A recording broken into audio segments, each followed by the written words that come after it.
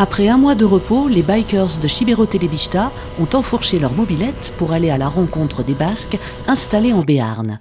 Nous allons retrouver tout d'abord Guillaume Cassin, installé au village d'Aidius, suivi d'André Récalte qui nous parle de sa vie paloise, et pour finir, Fabien Orienart, Tchouli, dans son nouvel univers, la Casa Iruña.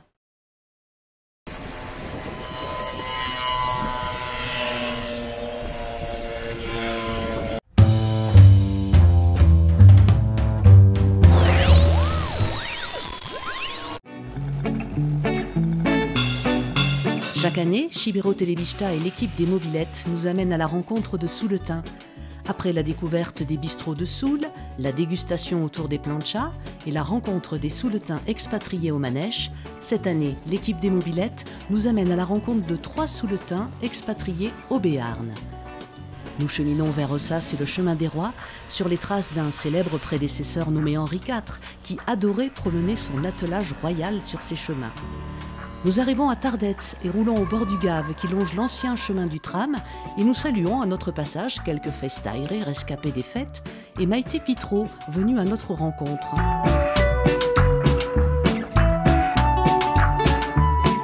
C'est par les petites routes aux paysages fort sympathiques que nous nous dirigeons vers Ox, une étape bienvenue pour reposer les moteurs avant la grande ascension. Superbe paysage d'Argibel qui se dessine dans la lumière du soir et des premières étoiles. Les mobilettes sillonnent les chemins, traversent la campagne en cette belle soirée du mois d'août. Le coucher de soleil nous apporte ses derniers rayons et nous offre une atmosphère de paix, de tranquillité. Quelle chance d'être là, de savourer ces moments de bonheur et de liberté. Arrivé à Arrête, étape incontournable pour les cyclistes, skieurs, randonneurs et le traditionnel rendez-vous des bergers. Arrête et son massif, la Pierre, sont un haut lieu de la spéléologie. Les spéléologues les plus réputés y ont fait leurs grandes découvertes, dont le gouffre l'Épineux en 1951 et la salle de la Verna en 1952. La nuit tombée, les mobilettes tracent leur route et empruntent la direction du col d'Icher. Le col se mérite, il faut grimper et beaucoup pédaler à travers une nature sauvage. Nos bikers repèrent une board et décident d'y passer la nuit. Cabane, board, fenil, l'équipe des mobilettes adore ça et en raffole. Le lendemain matin, nous reprenons nos mobilettes, direction le village d'Aidius. Aidius est un petit village de montagne situé aux confins de la vallée d'Aspe. Ce village, dont l'histoire est marquée par le pastoralisme et la transhumance, est un village de bergers et de chevriers. Aidius est un petit village du bout du monde. On y retrouve de belles maisons de pierre couvertes d'ardoises et possède un petit patrimoine bâti remarquable. Des petites rues arpentent le village et on y découvre de magnifiques murets en pierre, une jolie petite place et une église inscrite au titre des monuments historiques. Bonjour messieurs. Bonjour. Bonjour. Vous arrivez d'où? Oula, de loin. Soule, tu connais pas? Un petit peu quand même. C'est vrai? Ouais. Parce qu'il y a un basque ici. On cherche un basque. Un basque? Ouais. Je crois qu'il y en a un par en bas là-bas. Ah. Qui s'est installé avec une béarnaise. Ah, c'est ça, oui, que je C'est cherche. ça que vous cherchez? Ouais. Vous allez le trouver, oui, en bas. Et au village, comment il est celui-là? Il est bien? Tu le connais? Ah, il apporte un basque. Hein. Ouais. Il a fait le tournoi de pelote cette année, il nous a tous battus. Ouais. Ça m'étonne pas. Et ouais, voilà. Ça m'étonne pas. Pourtant, on a donné quand même. Hein. D'accord. Mais écoute, on va le voir. Tu peux nous expliquer? Ouais, mais vous prenez la route par là. Et à 1 km à peu près, il y a un panneau de fromage de chèvre. Vous tournez à gauche et c'est la 3e ferme. Ok. Voilà, vous allez le trouver. Merci mec. Bonne route les gars. Ciao, ciao. À bientôt. Allez les gars.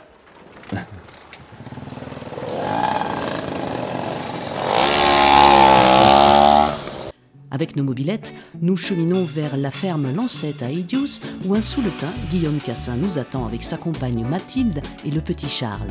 Arrivé en 1981 à Aidius, ce petit village perché en haut de la montagne était un rêve de ce jeune couple venu du nord de la France, vivre en harmonie avec leurs désirs.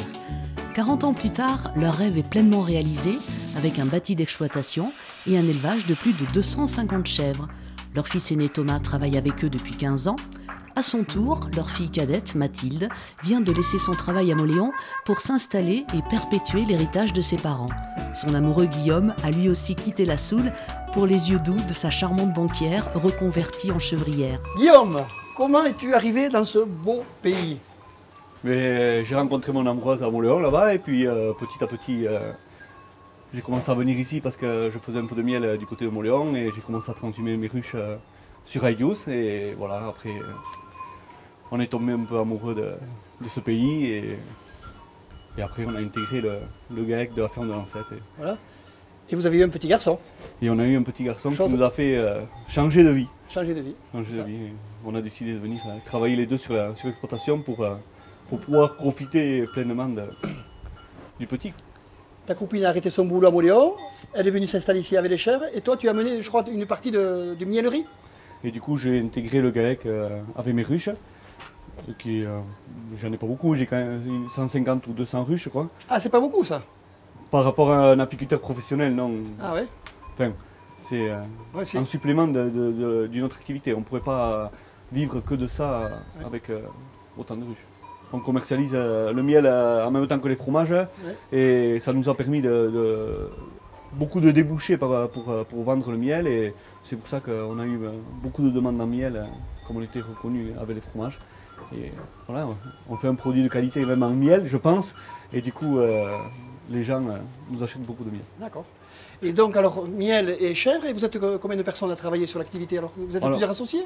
On est 3 associés, une salariée à temps complet et une apprentie. Et on a une salariée à mi-temps qui nous fait les marchés, qui est ma belle-sœur. Ah ouais, ouais, ça fait du monde alors. Hein. Ça fait un peu de monde. Plus mes beaux-parents aussi qui sont quand même actifs, mais malgré qu'ils soient à la retraite. Alors, une journée type, raconte-moi qu'est-ce qui se passe, comment ça se passe? Tu te lèves le matin, qu'est-ce que tu fais? Donc du coup, moi je me lève bien souvent tôt, vers 5 heures comme ça, je mets le lait à cailler, je découpe et je mets en brassage. Après là, je monte aux chèvres, je passe les chèvres d'un côté, je trais. Ouais. Et après, une fois la traite finie, on resoigne les chèvres. Et après, on a beaucoup de travail de laiterie parce que le plus gros travail de laiterie, de la ferme, c'est la laiterie. Et après, au niveau des chèvres, on ouvre le portail et elles ne sont pas du tout farouches. Donc elles s'en vont toutes seules dans la montagne. Elles n'ont pas besoin de nous. C'est pas comme les brebis ou quoi. Il ne faut pas les suivre. Quoi. Elles passent la journée dans la montagne, et le soir pour les ramener, tu vas les chercher, comment ça se passe? Mais pareil, elles reviennent quand elles en ont assez et quand elles savent l'heure de la traite.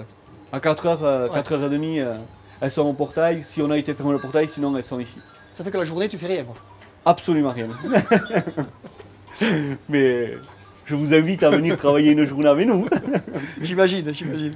Non, non. Et combien de litres à peu près par jour? Par jour, en moyenne, pleine saison, on est à 1100 litres jour. Ah oui. Ouais. Ah, oui, oui, oui. Sachant qu'il faut 11 ou 12 litres pour faire 1 kg de fromage. Ouais. Donc ça fait quand même du volume de fromage par jour.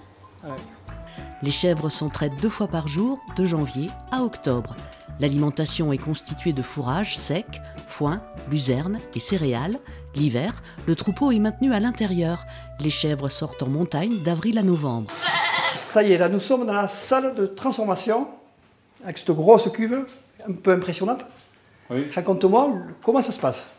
Alors ça c'est une cuve qui peut contenir jusqu'à 2200 litres. Et comme je t'expliquais tout à l'heure, on fait couler le lait après la traite. On a un tank à lait en haut. On fait couler le lait par les tuyaux là. Du coup le lait il arrive à peu près à 4 degrés. On fait réchauffer par bain-marie, c'est rempli d'eau, ça chauffe doucement pour pas trop agresser le lait. Et avec ces pales on remue le lait justement pour pas que la matière grasse descende. Une fois qu'on arrive à une température obtenue, on fait cailler le lait. Et avec des tranches caillées qu'on a derrière là, on va découper. Plus ou moins fin suivant le fromage qu'on veut faire parce qu'on fait quand même 5 sortes de fromage. Et une fois qu'on a fait ça, on va rassembler le cahier et là on va commencer à mouler. Là on fait un pré-moulage en cube, Ouais. on tourne et on retourne. Ouais. Parce qu'ici on tourne beaucoup le fromage. C'est ma belle-mère qui m'a appris à faire le fromage. Donc. Et une fois qu'on a fini de mettre dans des moules, et on va partir à côté, mettre sous presse. Sur la ferme, ils fabriquent 5 sortes de fromages au lait cru. Les fabrications sont peu connues puisque la ferme est novatrice dans ses spécialités fromagères, montagnette, raclette, crabotin, gruyère, camembert. Alors Guillaume, là on est dans ce magnifique séchoir, un poste très important je crois. Ah oui, une fois que la fabrication a été faite, on a mis nos fromages en saumure, plus ou moins longtemps, enfin, comme on fait des formats différents, de 20 minutes à 3 jours, ça dépend du format. Et après, ils arrivent ici au saloir. C'est un saloir qui est enterré totalement, avec des murs faits à la chaux pour réguler l'humidité et refroidi à 9 degrés pour, En permanence. en permanence, pour que le fromage soit le mieux possible. Et après, il faut le tourner, il faut s'en occuper, j'imagine. Et après, voilà, oui, c'est l'affinage qui va commencer et on va frotter les fromages quand ils sont blancs 2 fois par semaine. Et après, quand ils commencent à avoir la croûte qui est jolie, 1 fois par semaine. Ouais. Mais frotter tout toutes les semaines. Sachant que les plus jeunes vont partir au bout de 3 mois et les plus affinés ils partiront au bout de 12 mois. Nous, on ne brosse pas les fromages, on les frotte avec de l'eau et du sel pour garder une croûte très fine et qu'on peut manger. Parce que des fois, c'est frotté à sec, la croûte devient un peu sèche. Mais bon, après, ça, c'est les goûts. Nous, c'est ici au Béarn, ils font beaucoup de fromages comme ça. Au Pays Basque, tu vas trouver des fromages un peu plus secs, quoi. Ici, une pièce est réservée à la conservation et à la dégustation. Les fromages sont prêts à être goûtés sous les précieux conseils des 2 experts fromagers.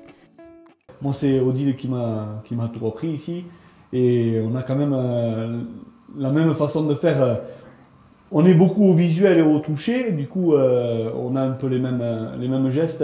Bon, sachant que c'est elle qui m'a appris, pour moi, c'était plus facile. Elle a appris toute seule. Et du coup, là, on est arrivé dans l'aboutissement de notre produit. Une fois l'affinage fini, et Odile, elle va nous montrer comment il est bien affiné ce fromage. Ça fait quelques années que Guillaume maintenant travaille avec nous. Et moi j'apprécie beaucoup sa façon de faire parce qu'il travaille comme moi.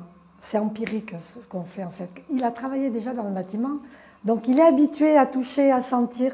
Et c'est vrai qu'avec les fromages, il faut sentir, il faut toucher, il faut écouter, il faut observer beaucoup. Et lui il a ça et on se complète beaucoup. C'est un élément très positif, il va au bout des choses. Et en fromage, c'est ça. Il faut aller au bout parce qu'on a les chèvres, on a le troupeau. Il faut soigner, il faut donner à manger, il faut nourrir. Et après, il y a le fromage, on est en lait cru. Donc c'est un fromage qui est vivant, donc c'est jamais acquis. Dans la boutique, on vous propose une large gamme de produits fermiers. Fromage de la ferme Lancette, miel de la production de Guillaume, vin, confiture, conserve de canard, de porc gascon, bière artisanale, d'autres producteurs locaux. Vous pouvez retrouver tous ces produits au magasin des producteurs de la Halle de Pau. Par ailleurs, la vente est principalement faite en magasin, chez des crémiers, dans différents marchés, dans des salons, sur Paris et Marseille. Une vente importante est également réalisée au Japon, grand amateur de miel et de fromage, grâce à un crémier installé là-bas. Alors la partie, Guillaume, la plus importante de la ferme, la vente. Oui. Tu reçois beaucoup de personnes ici? Oui, c'est une partie importante vu que c'est l'aboutissement d'une longue étape. Et effectivement, ici, on reçoit beaucoup de monde, surtout l'été, parce qu'on est peut-être l'une des seules fermes qui se visitent.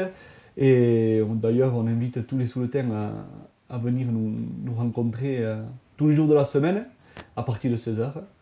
Et sur le marché de Montléon aussi, où ma belle-sœur... Où ta belle-sœur a un poste, Magali. Voilà. Très bien. Mais écoute, merci beaucoup de nous avoir reçus. Tu nous as gâtés énormément. On s'est régalé.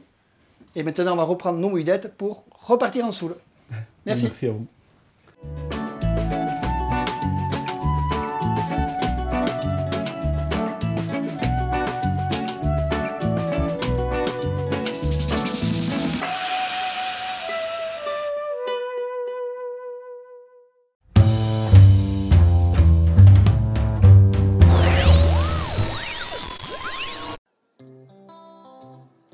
Nous poursuivons notre périple en Béarn à la rencontre d'un Souletin, d'un Altsaier. Comme beaucoup de Souletins, le travail l'a amené sur ces terres béarnaises. André Récalte réside sur Pau depuis une 40aine d'années. C'est un Souletin engagé, attaché à sa langue, ses racines, sa culture. André nous accueille à la Maison des Basques de Pau, où siège l'association Lagunt eta Maita, l'amicale des Basques de Pau. Heltun is Power Mila behatzu ehun eta hirurogeita hamabostian, eta prefosta ni Euskal Herriti jinik nahi nizun, banakizun zela elkartia, eta nahi nizun beti Euskal Herria bizitu, heben, eta horin, sartu nuzu elkartin, eta sustut, nahi nintzen, biseme behitut, nahi nintzen txesta dezen, kultura, eta hizkuntza, troiko, horin dantzan, zaitut elkartin, eta gehozti, nire sartu nuzu, batxa elkartin. Kantan, jantzu dit, eta hemenko jeiako isatu egitia.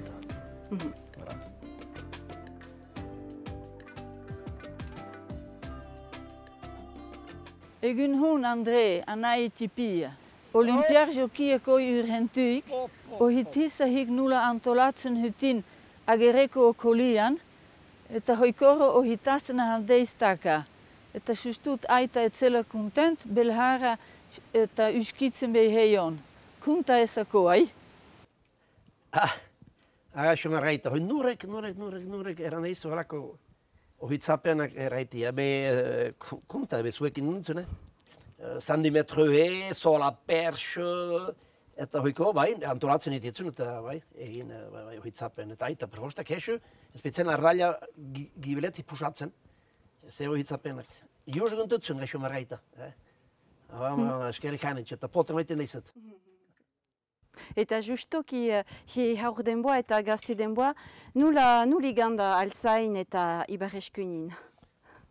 Izi harriuntza, igan, txekuk ez izin prefosta zututzen baiko laguaiak, ez izin Europako laguaik ez deuze, eta bibe hiki lanako egiten, eta guke parte hartzen prefosta, eskolako izak utzik, eta eskolan prefosta bain dutzen Saspi urtetaik eta hamabi urtetat, dutzen lauten hoi edo ehun altzain eskolan, ordin, hoi pentsa, hoi dut haimeste jente, otan. Eta iziare juz, eta go Marcel Rezaret berzu gaipat, haigititzu kultur mailan, haigitiku zoro eman gusta, inbea, beti egiten antzerki, kantoe, hoi, mena juz, iziare juz, altzain eta...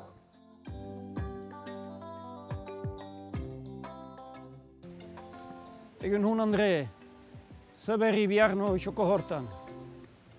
Justo galtebat, nahine galtatuhi. Egun kögunian, kapalbe hintzatekia mila bedeatzöhön eta ustadiat jotan hogeita hamaseian biltzen hytin Moskorak arra biltzen hytukines. Oitisa pitjua hintzalaik.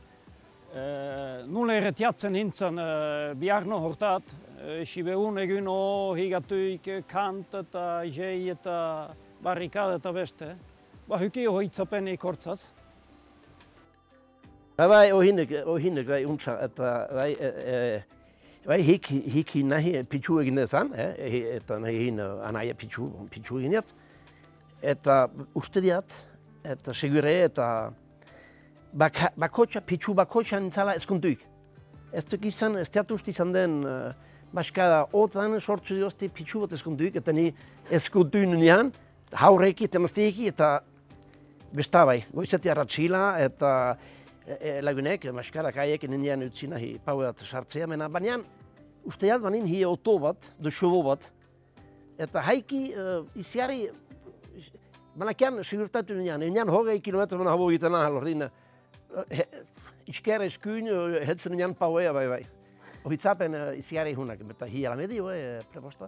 Eta ohitzapen hunak, mena gogor, zinez gogor zian nakan bira. Zinez gogor, bai.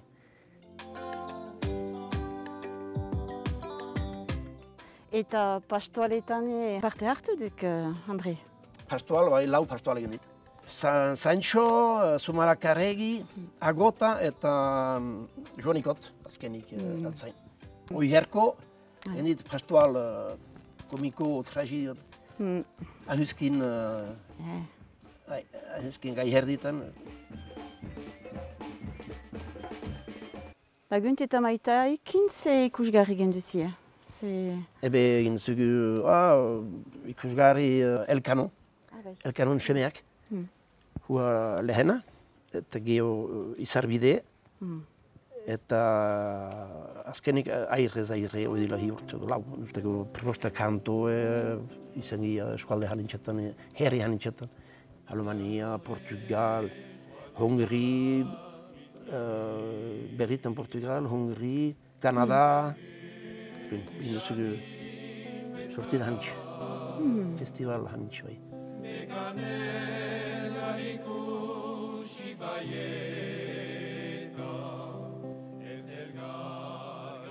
Agur aita, esker handi bat hi semien partez gui uska ikajazik, han galduik bihar non, mesimentu handi bat ukenduk, oai ikusten jat ene alhabeki ez dela bate aiza, jakitez hauziz Sibeun bizi izala. Badakiat hietako Sibeua eta Sibeuko kultura izigarri important dela. Ordina halbaduk bi hitz erraiten hortan gainen. Behal arte aita, pot handi bat? Bai, en fait, dus important bai. Hoi baduzu edo bihotzin edo aiman eta buian, ni erraiteko egia pixka bat abertzale nuzu. Betidanik izan nuzu, abertzale, euskaldun eta euskaltzale eta bai familia, eta bai, enizun nahi ene haurrek, hoi Nikola eta ez dezen euska ikas. Hoi helbuia euska beherzien ikasi. Bai, fiat nuzu. Heben ikasik, ez ikastolan izanik, galtzatzen izan arre bai, anderreino bitzen, beherninez bitzen, heben ikastolan, pasuzun pauen ikastola. Eta ez, hiek jakatzezek, eta horren gai ez, prevosta, borroka, emazteiki, eta aita gine harre baik, eta ama gine harre baik, bakizizun horren. Ebe euskaz, eta euska maiten, eta konten nuzu. Eta kultur bai, ez baizik, ez kultura, Siberoko kultura, ez dizu behar izan, eta Siberoko pastoal, baskal hoiki ados, mena kultura orokorki. Bindin, baduzu kultura iziari edarak. Kultura maite hit. Orokorki kultura maite. Prevosta bai Siberoko kultura, parte hartu behitet. Mena oro. Nik Gipuzkoa, Bizkaia, Araba, oro, denak. Nik kultura otan maite dut, bai eta Auvergnat, bai Korsika, denak. Kultura maite dut eta hoi heben dit. Odolin eta ez baizik Siberoko kultura.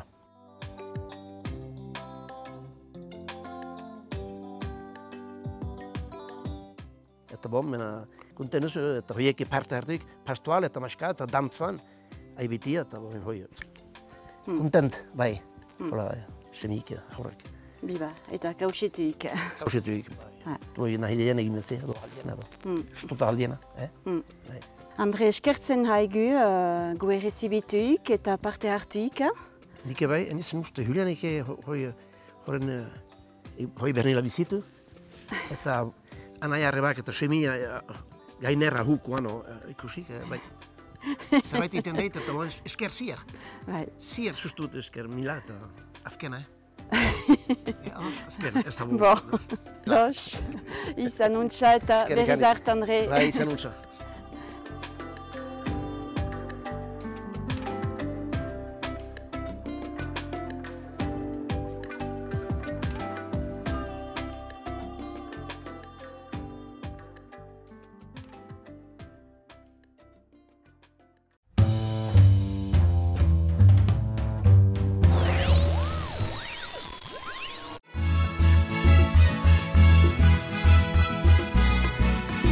C'est maintenant dans une ambiance de fête que nous retrouvons notre troisième invité. Fabien Hoyenhart nous présente son parcours, son changement de vie, tous ses projets, dans un haut lieu très prisé et très festif. Bonjour Fabien. Michel, salut. Bon, ça va bien? Très très bien. Bon, je te remercie de nous accueillir ici à Casa Iruña, rue des Orphelins à Pau, au lieu de la convivialité paloise, soi-disant. C'est très sympa d'accueillir l'équipe de Chivao Televista. Pas un problème là. Le A il n'est pas à l'envers. Si, je vais t'expliquer pourquoi. Mais Michel, tu regarderas bien, c'est un verre à l'envers avec une paille dedans. Et tu pourras marquer en dessous que la tilde, c'est un béret rouge. Ah oui, effectivement. J'aurais dû le voir de suite. Bon, on s'installe. Allez, go. Bon, ben Fabien, on est à Casa-Iruña. Bon, avant d'arriver ici, quand même, tu as eu un parcours, toi. Tu peux nous en parler un peu, en quelques mots? Oui, mon parcours molonais. Donc, tout d'abord à l'école Hauteville, plus Basseville, collège Aria. Et ensuite, j'ai voulu faire des études comme mon père faisait tourneur-fraiseur. Il était tourneur-fraiseur. J'ai voulu rentrer à l'école de Turomeka pour faire tourneur-fraiseur comme lui. D'accord. Donc après, toi, finalement, tu rentres à Turomeka, comme ton père. Et là, tu arrives et tu te dis, ben ça y est, j'en ai pour 30 ans, jusqu'à la retraite, je suis à Turomeka. Tout à fait. Après 2 ans d'école sur Borde, à 19 ans, donc je rentre en CDI à Turomeka. Et là, je me revois encore avec le CDI à la main, descendant du bureau RH, me dire c'est parti pour plus de 30 ans comme papa. Donc plus de 30 ans de boîte. Eh bien non. Ben non, parce que 20 ans après, je me retrouve ici à la Casa-Iruña. J'ai été convoqué par la RH parce qu'ils ne comprenaient pas que je voulais partir. Et ils m'ont dit non, monsieur Linard, on n'a jamais vu ça. Un ouvrier ne quitte pas un atelier chez Turomeka, ils y sont trop bien. Et je me suis dit pourquoi pas je serai le premier. Son truc, c'est pas métro, boulot, dodo, hein, ça c'est sûr. Donc toi, tu dois avoir quand même d'autres activités un peu annexes au-delà de ton métier à ce moment-là. Oui, j'ai surtout le sport. Mon sport préféré qui est le rugby. Ah ouais. Où j'ai commencé donc, à l'école de rugby à Montléon vers l'âge de 6-7 ans jusqu'aux années seniors, en passant par les meilleures années qui sont cadets et juniors, qui marquent quand même dans la vie d'un sportif voilà, ces années. Et puis en senior, on fait des rencontres qui se mettent dans un coin de la tête et qui plus tard mûrissent pour faire des projets professionnels ou autres. Eh, d'accord. Ouais. Mais là, maintenant, bon, c'est fini le rugby. Tu joues plus. Eh bien non, Michel. Étant passionné de rugby, là, je ne pouvais, étant limité, j'ai décidé de m'investir au niveau de l'arbitrage pour le club de Montléon. Et comme ça, je reste en contact avec le rugby et avec le sport aussi. Ça permet aussi de faire du sport tout le week-end. Pourquoi l'arbitrage? Simplement pour rester dans le milieu du rugby? Pas que. Pas que, il y a surtout une chose, un déclic d'un dimanche au soir. Un dimanche au soir très particulier, où match à Montléon. On jouait contre une équipe, je ne sais plus le nom, mais j'étais très déçu, très vexé de l'édition arbitrale à l'époque. Je ne connaissais pas peut-être les règles, mais bon, on menait largement et on perd à la fin du match. Je suis rentré chez moi très déçu, j'en voulais énormément à l'arbitre. Je me suis dit, dès septembre, tu te mets au cours d'arbitre, qu'il y avait ici à l'époque au comité du Béarn, et tu vas voir ce que c'est, et peut-être tu auras un retour différent de ce que je peux penser sur l'arbitre. Avant de critiquer, il faut, je pense, connaître bien les règles.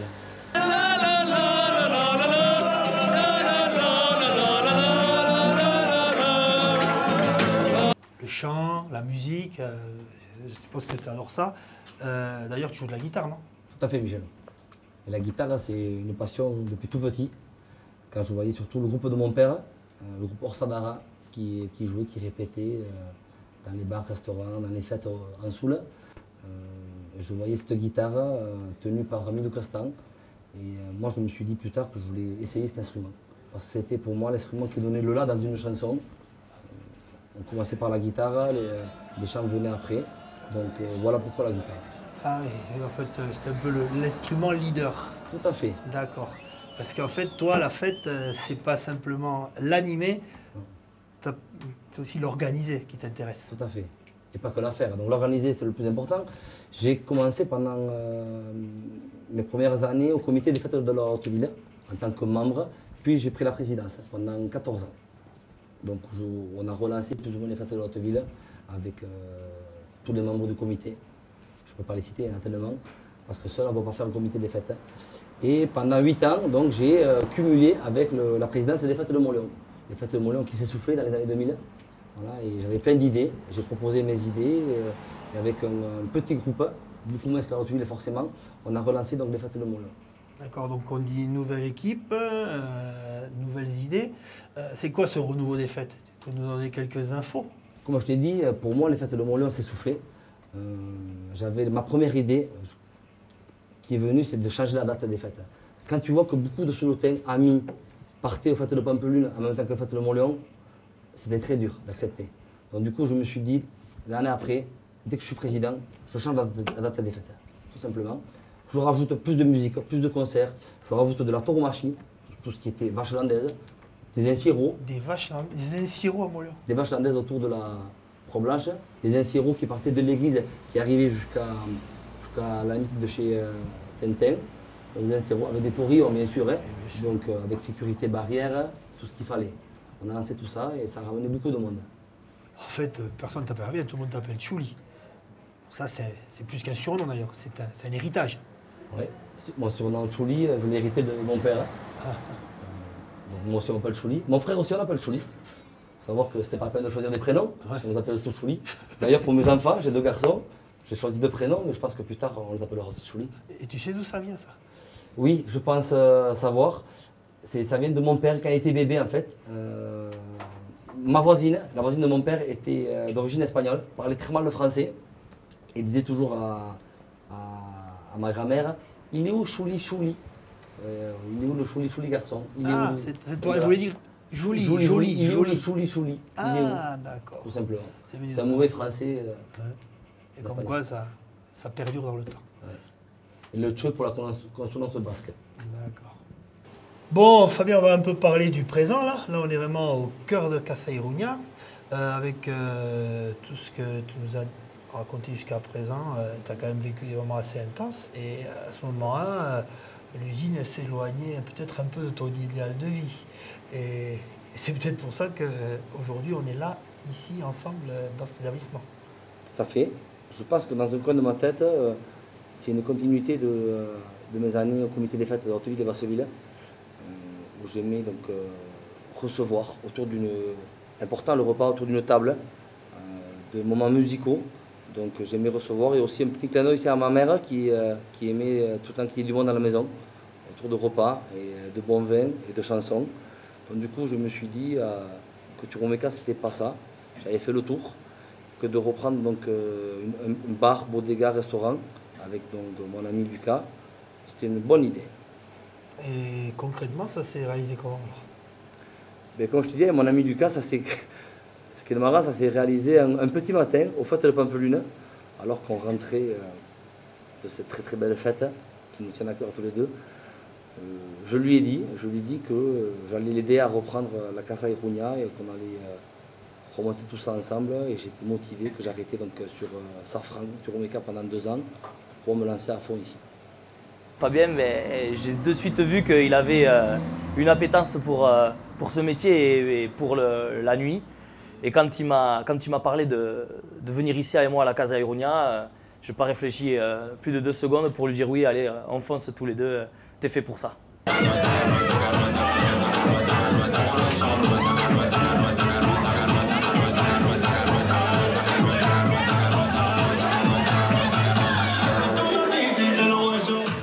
Oui, donc là, on est dans un décor quand même assez singulier. Là, je vois des affiches de fête, des espadrilles, des tonneaux en pièces détachées. On est où ici? Oui, donc on est à la bar bodega à la Casa Iruña. C'est un lieu de partage.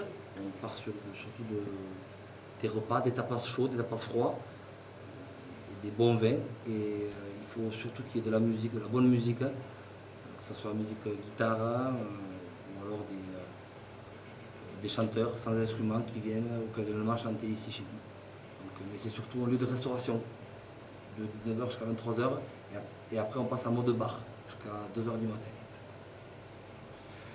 Quant au décor que tu peux voir là, Michel, c'est beaucoup d'affiches connues dans le monde entier, des grandes fêtes qui sont bien sûr celles de Bayonne, Pampelune, Dax, Montléon et surtout celles de Hauteville. Oui, donc ici un lieu festif, mais bon, est-ce que la fête c'est compatible avec bien manger? Et justement, c'est le plus important, parce que d'abord on mange bien, et c'était pour moi la priorité. Donc quand j'ai repris ici, j'ai complètement tout changé. La provenance des produits, j'ai changé même le cuistot. On travaille avec Sébastien, qui a été formé par Pierre Chilot et Jean-Bernard Ossourgaret quand même. Voilà, donc, travailler sur les produits maximum frais, de très bons produits. Donc oui, on voit qu'autour de toi, là, il y a une équipe qui a l'air très très sympa. C'est important de bien s'entourer. Oui, ici à la Casa Iruña, certes, c'est une entreprise, mais c'est surtout comme une petite famille en fait. Et donc, sur le choix du recrutement que j'ai fait avec mon associé Lucas, on a voulu, au niveau des serveurs, serveuses, barman, recruter des gens qui nous correspondent. Donc, avec eux, on s'entend bien. Aujourd'hui, il y a très peu de changements et on est très contents, très fiers. Et comme tu as pu le voir, on s'entend très très bien tous.